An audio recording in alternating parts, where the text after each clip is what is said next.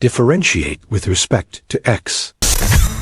We treat the function as a variable base raised to a variable exponent, so logarithmic differentiation is convenient.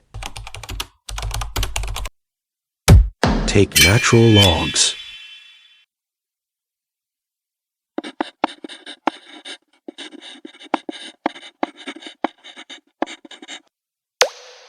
Differentiate both sides with respect to x, product rule on the right.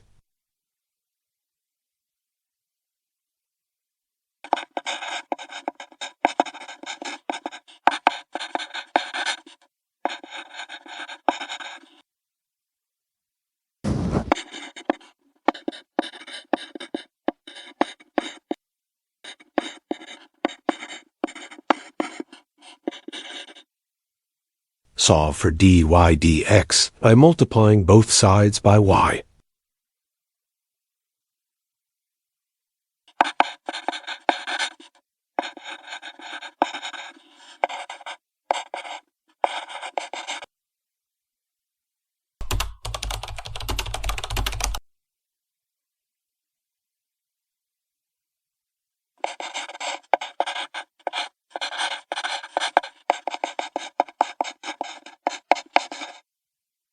And there you have it.